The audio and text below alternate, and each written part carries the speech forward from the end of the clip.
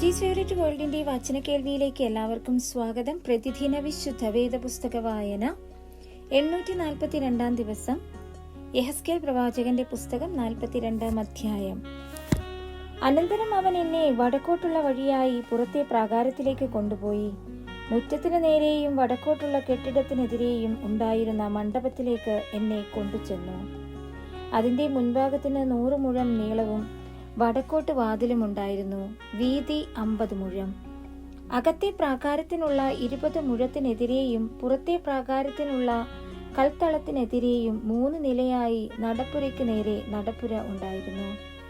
മണ്ഡപങ്ങളുടെ മുൻപിൽ അകത്തോട്ട് 10 മുഴം വീതിയും 100 മുഴം നീളവുമുള്ള ഒരു നടപ്പുര ഉണ്ടായിരുന്നു. അവയുടെ വാതിലുകൾ വടക്കോട്ടായിരുന്നു. കെട്ടിടത്തിന്റെ താഴത്തെ മണ്ഡപങ്ങളിൽ നിന്നും നടുവിലത്തേവയിൽ നിന്നും എടുത്തതിനേക്കാൾ അധികം സ്ഥലം മുകളിലത്തെ മണ്ഡപങ്ങളിൽ നിന്ന് നടപ്പുരകൾക്ക് എടുത്തു പോന്നിരുന്നതുകൊണ്ട് അവ നീളം കുറഞ്ഞവ ആയിരുന്നു. അവ 3 നിലയായിരുന്നു. എന്നാൽ അവയ്ക്ക് പ്രാകാരങ്ങളുടെ തൂണുകൾ പോലെ തൂണുകൾ ഇല്ലായ്ക കൊണ്ട് താഴത്തേതിനേക്കാളും നടുവിലത്തേതിനേക്കാളും മേലത്തേതിന്റെ നീളം ചുരുങ്ങിയിരുന്നു.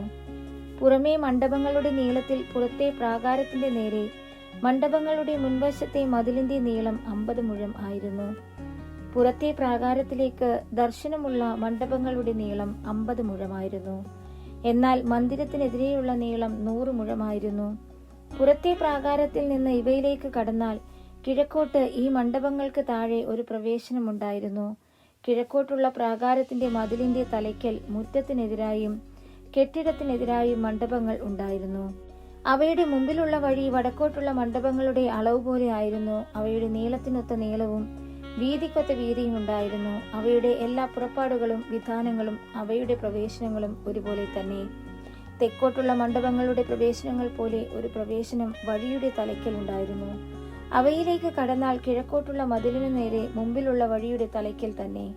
പിന്നെ അവൻ എന്നോട് കൽപ്പിച്ചത്, മുറ്റത്തിന്റെ മുൻപിലുള്ള വടക്കേ മണ്ഡപങ്ങളും തെക്കേ മണ്ഡപങ്ങളും യഹോവയോട് അടുത്തു ചെല്ലുന്ന പുരോഹിതന്മാർ അതിവിശുദ്ധ വസ്തുക്കളെ തിന്നുവാനുള്ള വിശുദ്ധ മണ്ഡപങ്ങളാകുന്നു.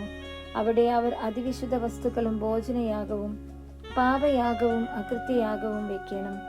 ആ സ്ഥലം വിശുദ്ധമല്ലോ. പുരോഹിതന്മാർ വിശുദ്ധ മന്ദിരത്തിന് നിന്ന് പുറത്തെ പ്രാകാരത്തിലേക്ക് ചെല്ലാതെ വേണം അതിൽ പ്രവേശിക്കാൻ. ശുശ്രൂഷയ്ക്കുള്ള തങ്ങളുടെ വസ്ത്രം അവർ അവിടെ വച്ചേക്കണം. അവ വിശുദ്ധമല്ലോ. വേറെ വസ്ത്രം ധരിച്ചിട്ടേ അവർ ജനത്തിനുള്ള സ്ഥലത്ത് ചെല്ലാവൂ.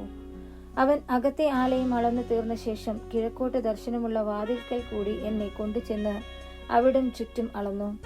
അവൻ കിഴക്കുഭാഗം ദണ്ടുകൊണ്ട് അളന്നു, ആകെ 500 മുഴം. അവൻ വടക്കുഭാഗം ദണ്ടുകൊണ്ട് അളന്നു, ആകെ 500 മുഴം. അവൻ തെക്കുഭാഗം ദണ്ടുകൊണ്ട് അളന്നു, ആകെ 500 മുഴം. അവൻ പടിഞ്ഞാറോട്ട് തിരിഞ്ഞ് ദണ്ടുകൊണ്ട് അളന്നു, 500 മുഴം. ഇങ്ങനെ അവൻ 4 പുറവും അളന്നു. വിശുദ്ധമായതും സാമാന്യമായതും തമ്മിൽ വേറുതിരിപ്പാൻ തക്കവണ്ണം 500 മുഴം നീളത്തിലും 500 മുഴം വീതിയിലും ഒരു മതിൽ അതിനു ചുറ്റും ഉണ്ടായിരുന്നു.